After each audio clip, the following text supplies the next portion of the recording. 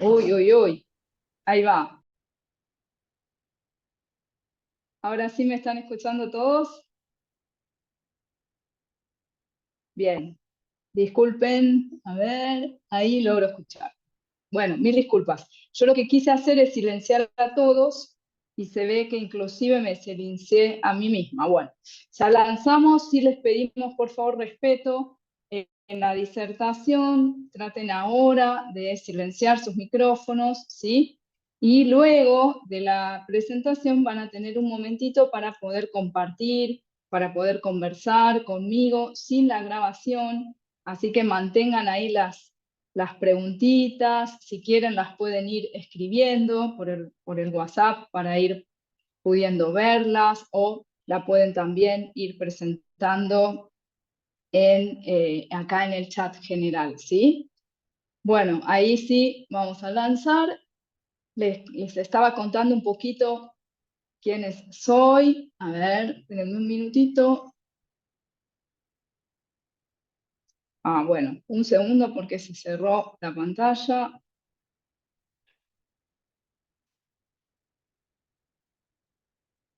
Ahí va. Bueno, pequeños inconvenientes técnicos antes de empezar. Ahí va. Ahora sí, todos ven la pantalla, todos me escuchan.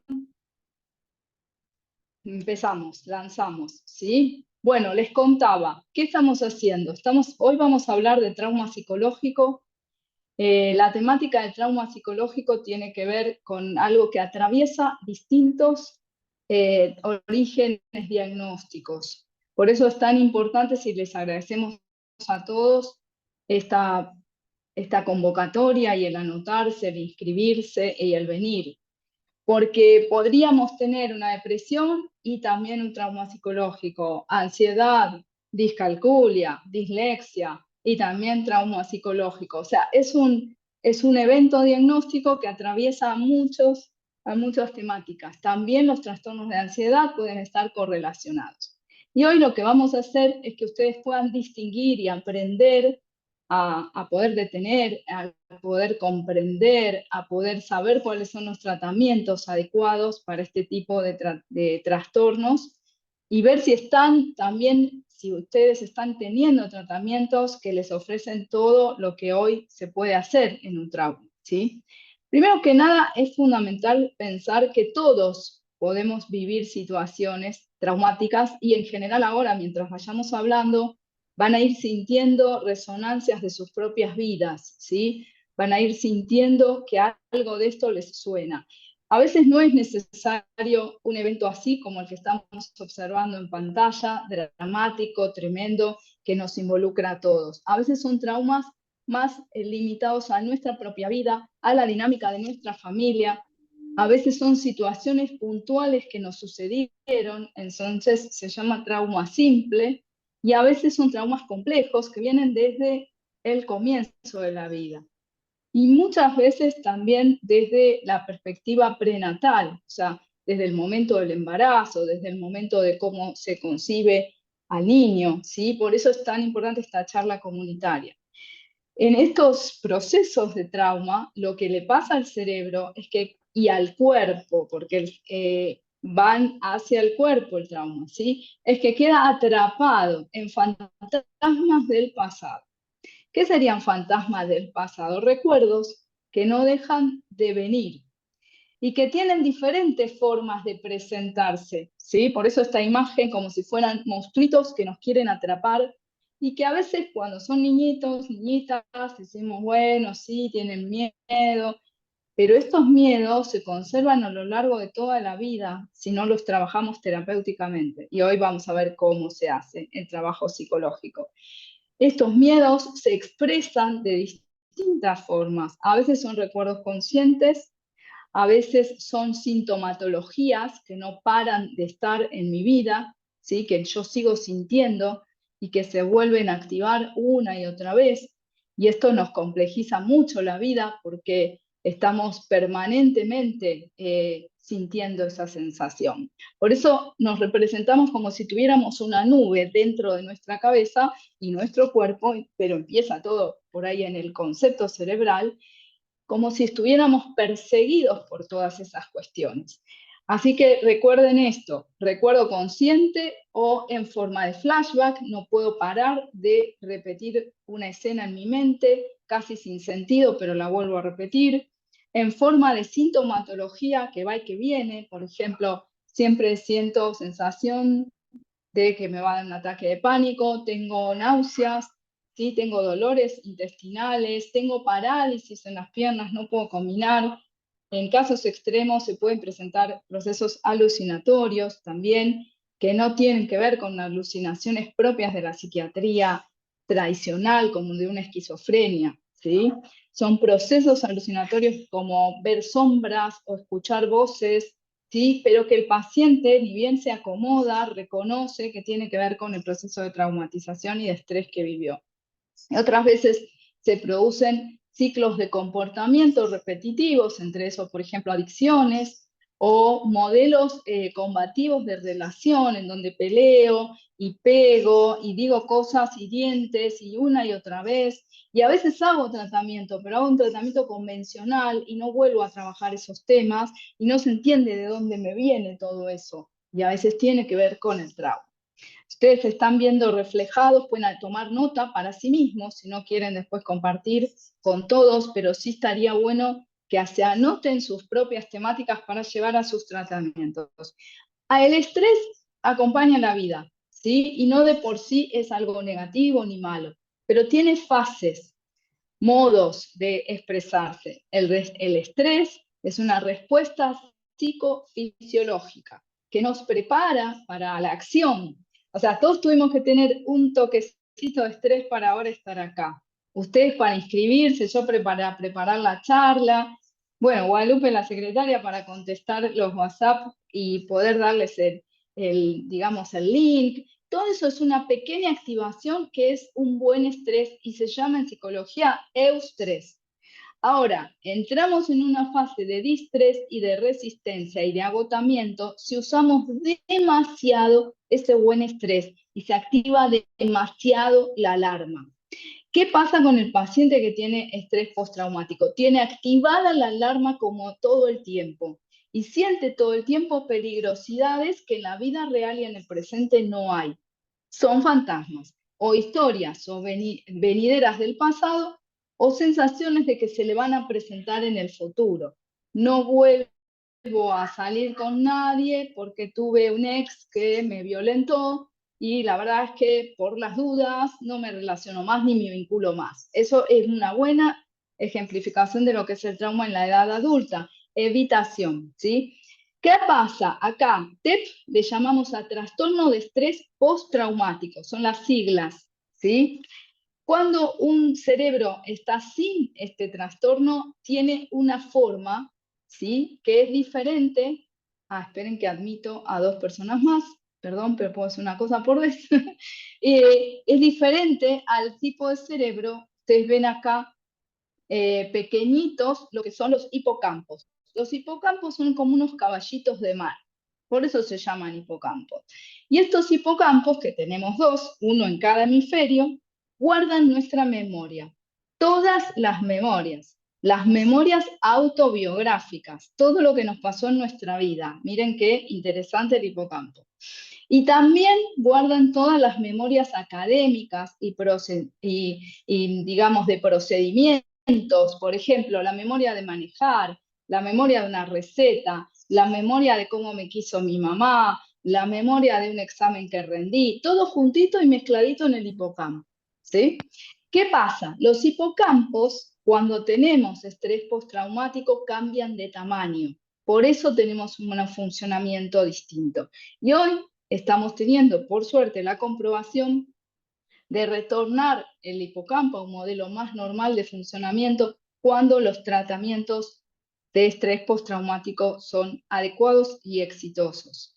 No, lógicamente se imaginan que para hacer este tipo de estudio es una resonancia magnética de muchísimo dinero, entonces en general no le pedimos al paciente que la haga, pero sí es interesante ver qué pasa.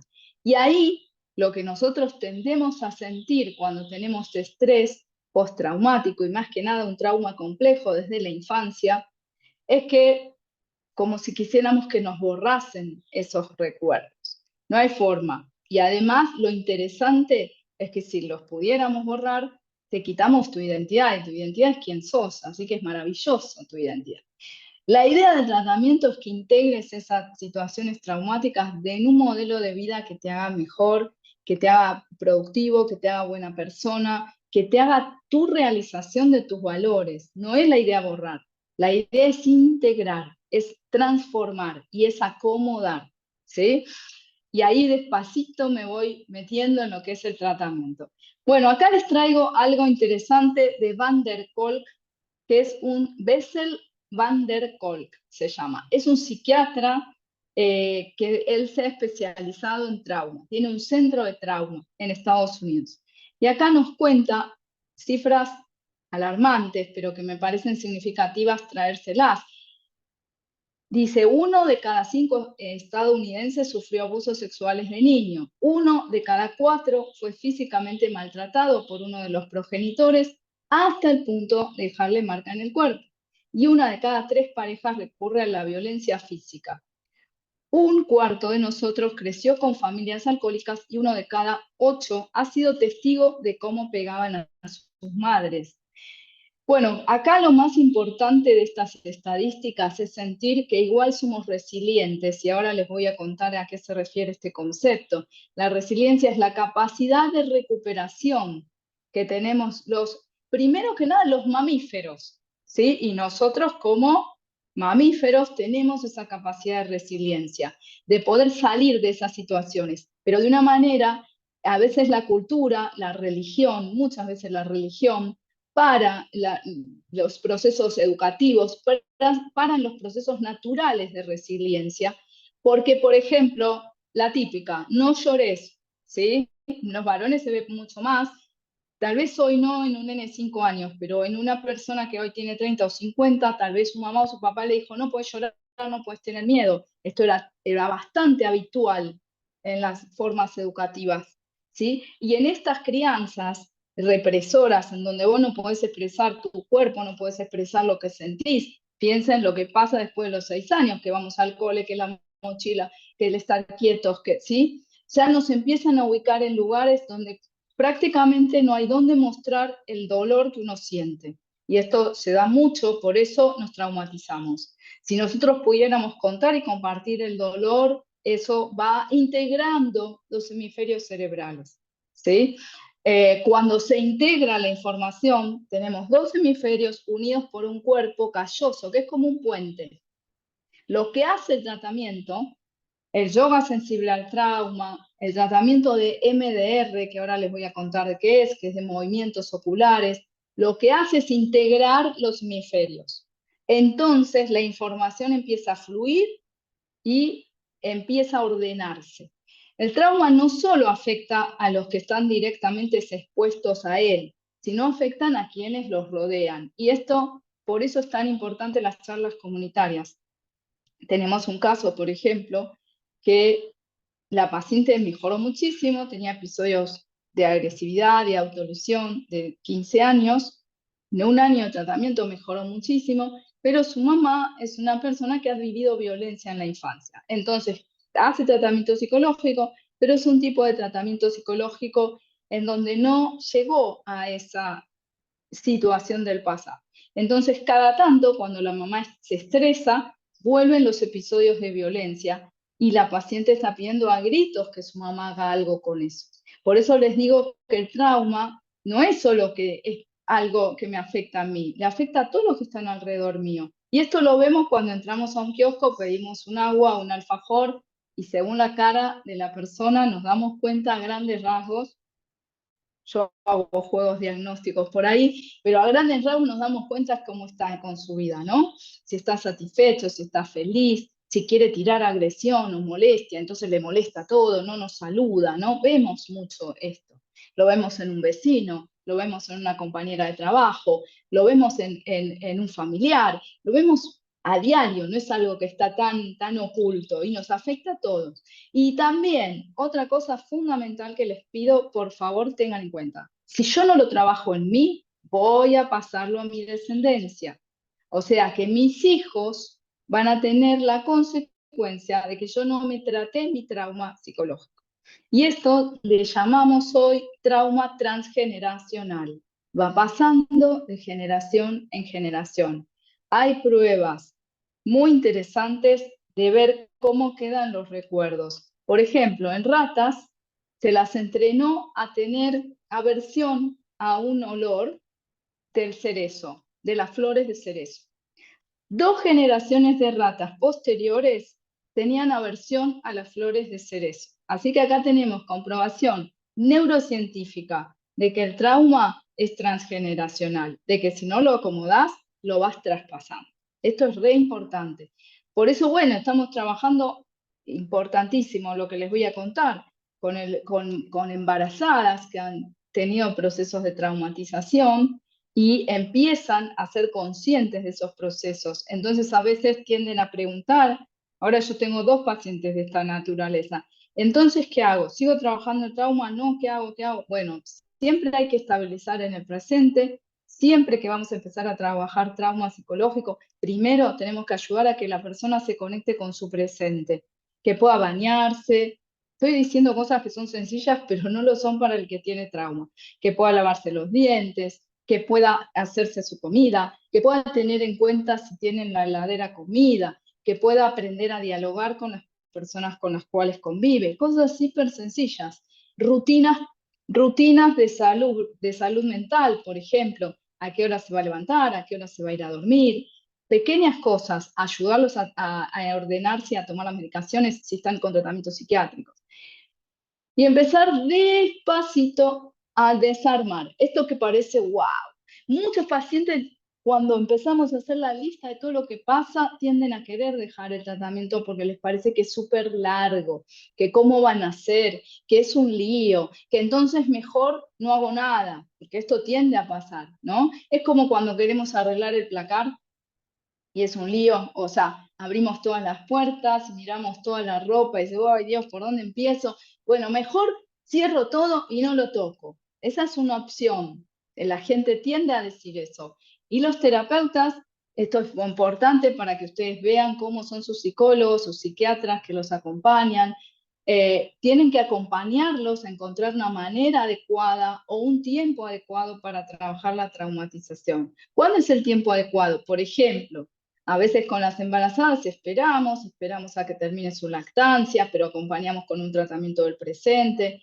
A veces las personas quieren hacer un viaje, esperamos a que hagan el viaje, pero siempre es esa comunicación con el paciente para decirle, esto te está esperando y te lo vas a acordar vos mismo o vos misma. Entonces, en algún momento hay que tratarlo.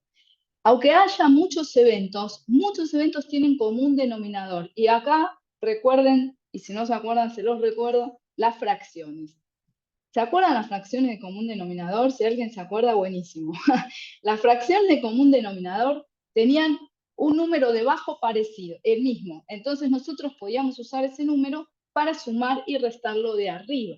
Con lo cual en el trauma pasa algo parecido. Hay eventos de común denominador. Por ejemplo, me tocaron el cuerpo de una manera inadecuada. Por ejemplo, sufrí acoso, sufrí abuso, ¿sí? Entonces, aunque parece un montón, todos están integraditos y cuando los vamos trabajando, vamos mejorando en gran medida toda la vida. Y empezamos a sentir que salimos del túnel. Esto los pacientes lo cuentan a los meses de tratamiento, ¿eh? No tiene que pasar 5 años. A los meses de tratamiento vos empezás a ver una lucecita, empezás a ver o tu familia o tu compañero de trabajo. El otro día un paciente me dice, no sé, una vecina por el ascensor me dijo que estoy mejor. Y la vecina no sabe que hace tratamiento. Pero este chico que tiene 19 años y sufrió un evento muy traumático, un robo muy grave y un golpe muy letal, que no lo mataron, pero estuvo internado y fue muy... Él tenía una cara terrible todo el día. con ese trauma, que había estado desde los 16 años sosteniendo ese dolor, ¿sí? Entonces, cuando empieza a trabajar, ¿qué le pasa? Empieza a relajar la cara, empieza a tener posibilidad de sonreír. Primero, además, porque se da cuenta que está trabajando el dolor. Entonces, el cerebro y su sistema nervioso y su cuerpo empieza a fluir. Y ahora vamos a ir viendo cómo, porque el trauma a veces te acerca también a descubrir tus intereses. Empiezas a sentir como algo liberador, ¿no? Y con los pacientes que podemos ir haciendo trabajos psicocorporales, cuesta mucho al paciente y esto es muy nuevo en psicología, pero Van der Kolk, el autor que les cuento, tiene un libro que se llama El cuerpo lleva la cuenta. Y en ese libro, que es abierto al público y cualquiera lo puede leer si lo quieren leer, no es un libro técnico, es un libro difícil, pero no es específicamente para profesionales. Él tiene un capítulo dedicado a el trabajo corporal, entre esos al yoga sensible al trauma, que es un tipo de yoga distinto al hatha yoga tradicional, que si alguno hizo clase de yoga recordará que te dicen inhalo, junto las manos en rezo, elevo, abro, te van guiando. El profe o el instructor de yoga te guía, te guía, te guía y te determina. En el yoga sensible al trauma todo el tiempo hay opción. Primero hay conciencia corporal.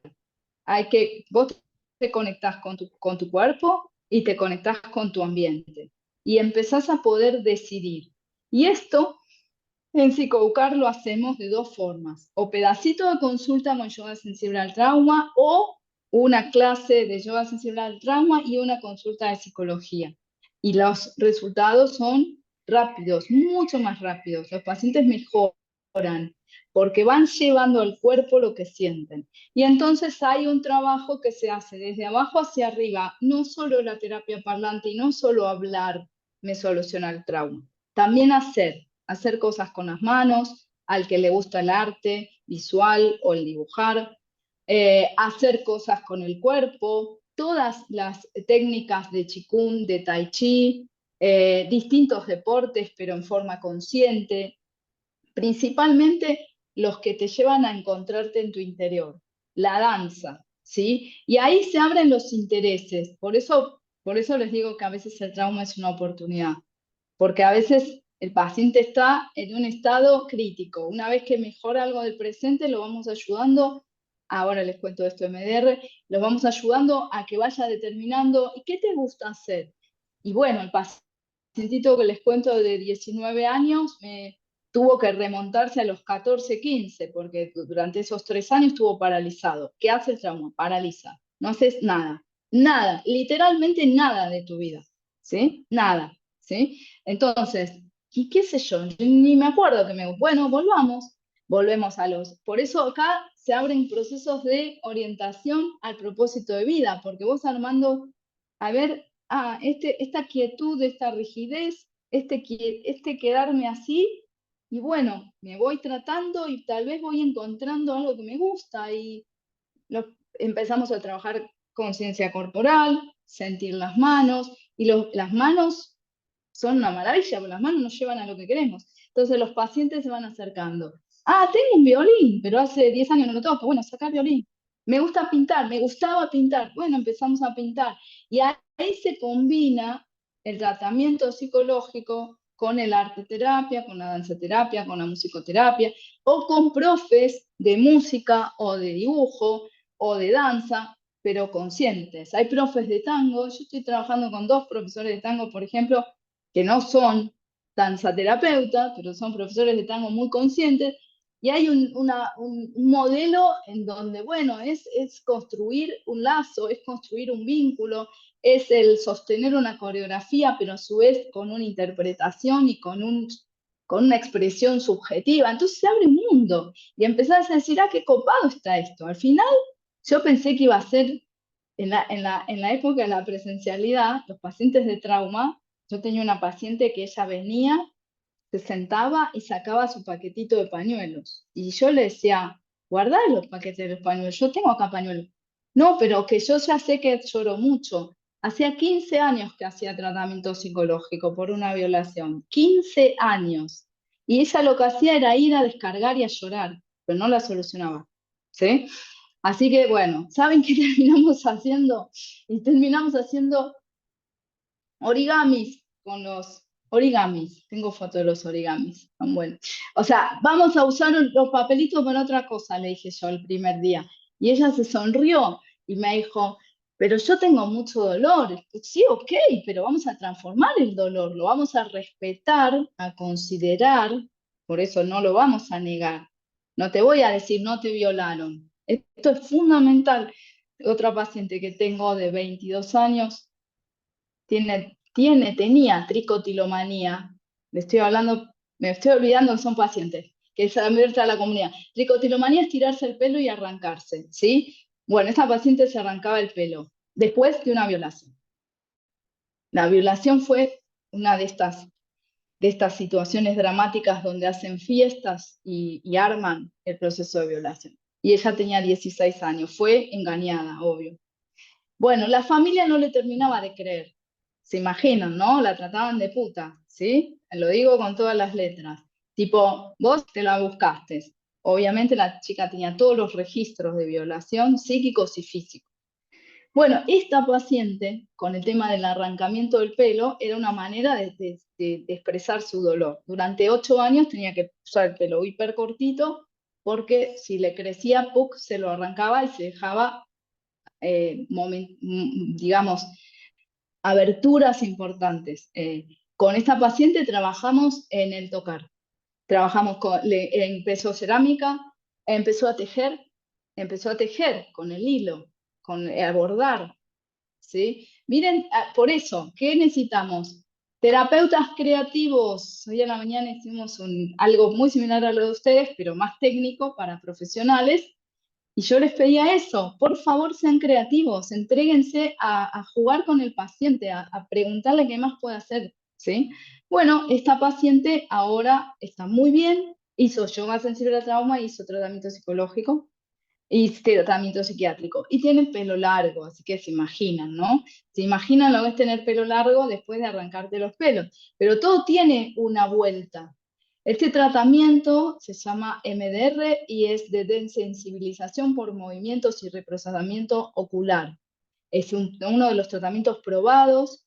El yoga sensible al trauma es una técnica complementaria, pero en las guías de excelencia del estrés postraumático, MDR, terapia cognitiva conductual centrada en trauma, figuran como las primeras líneas de elección de tratamiento. Yo soy especialista en MDR, pero con algunos pacientes lo uso, con otros no. Hay que ir encontrando la vuelta y ahí se busca un reprocesamiento de situaciones. La oportunidad terapéutica, el momento, cuando el paciente está mejor, se lo podemos proponer a la técnica, y si no, buscamos más.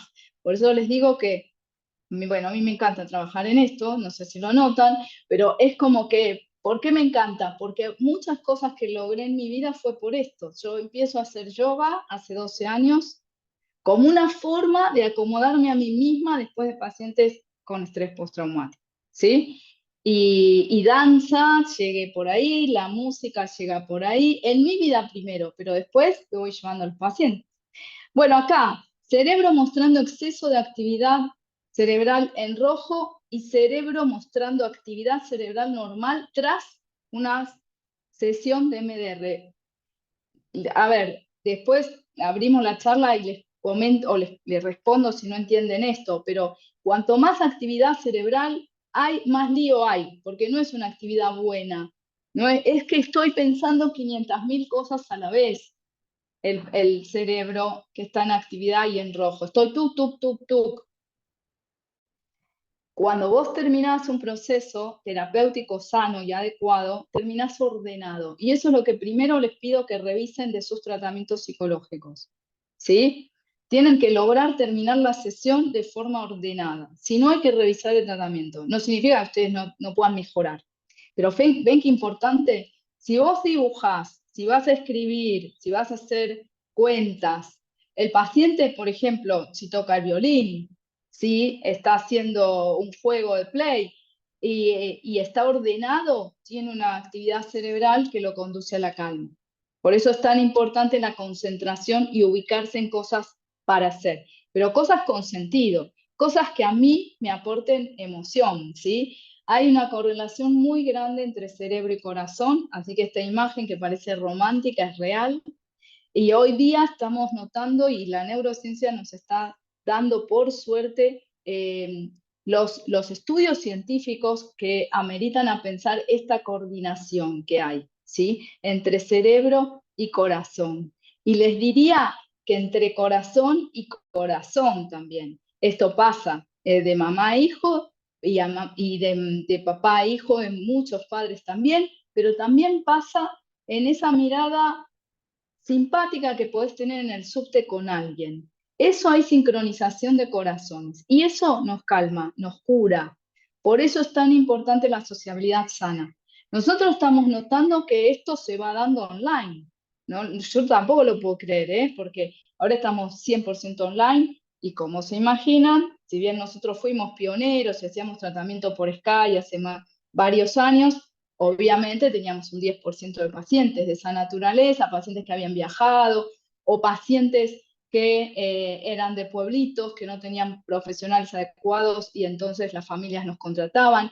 Pero hoy lo que notamos es esta maravilla, que igual se siente y no pudimos dejar de estar online porque teníamos pacientes de todo el país. Entonces, y a veces tengo una paciente que me decía, que no había sentido ese nivel de conexión y de compromiso terapéutico en la presencialidad, ¿sí?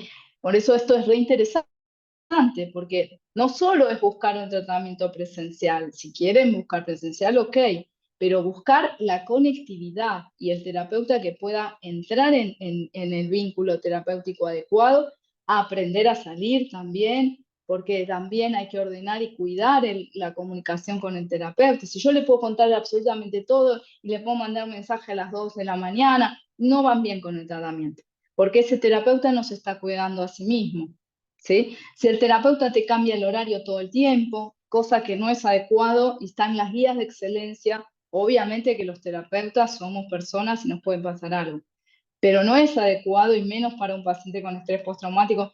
El martes a las 13, después, miércoles a las 8 de la mañana, después jueves a las 19, en lo que sea el paciente, ¿sí? Entonces, estas cosas son categorías para que ustedes sepan. Bueno, conectarse con el arte, conectarse con cualquier forma que sea movimiento de manos. Y ahí vamos a llevar las manos donde a mí me hacen bien. Puede ser a cocinar, puede ser hacer una masa, puede ser tocar un instrumento, puede ser pintar, puede ser hacer escultura, puede ser ir al jardín de un paciente muy traumatizado también, que muy caído, muy depresivo, y le digo, bueno, pero a ver, recorre la casa, y esto también es algo que nos da la terapia online, ¿no? Porque el paciente te muestra un pedacito de su casa, todo oscuro, yo empiezo a atender a este paciente, persiana baja, todo oscuro. Lo primero que tengo que hacer es acompañarlo. Y después le empecé a decir, bueno, pero ¿por qué no subís la persiana? ¿Y qué más? Y si recorremos la casa. Y así fuimos llegando al jardín. Me dice, no, sí, bueno, a él se le muere la esposa de una manera muy traumática y entonces hace 5 años está paralizado. Y me dice, y bueno, pero a ella le gustaban las plantas, ahora habla en pasado, quiere decir que vamos bien, ¿sí? Porque el tratamiento, cuando avanza, te ubica en el tiempo adecuado verbal, ¿sí?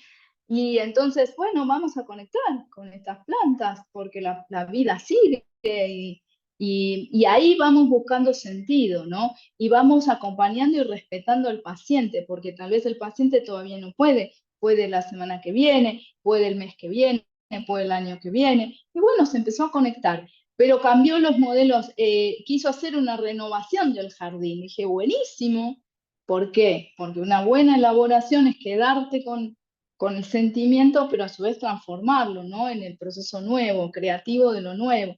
Entonces dijo, quiero hacer una huerta, nunca hicimos huerta. Bueno, vamos con la huerta. Tiene 3 hijos adolescentes, a los cuales pusimos a hacer huertas, se imaginan, porque los chicos también están en duelo, pero este proceso de la transformación va mezclando y va incluyendo tu dolor, va respetando tu dolor, ¿sí? Lo vas acomodando.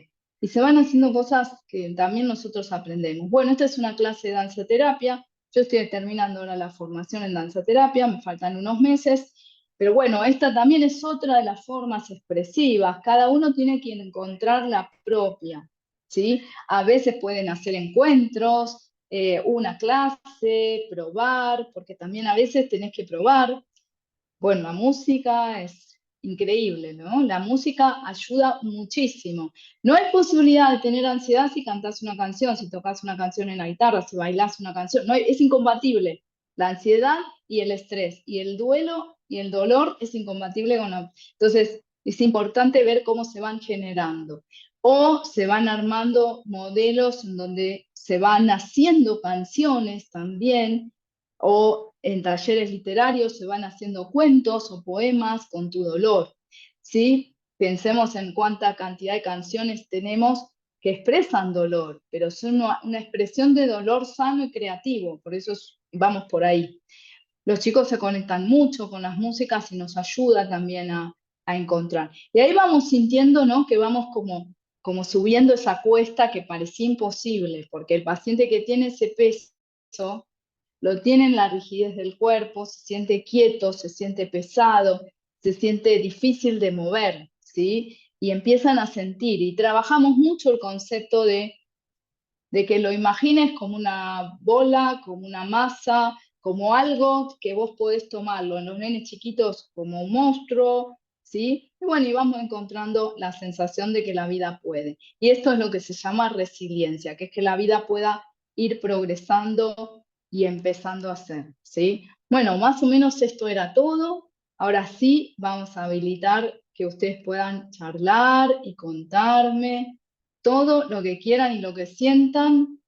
Y voy a poner pausa en la grabación para respetarlos a ustedes, se sientan cómodos y libres.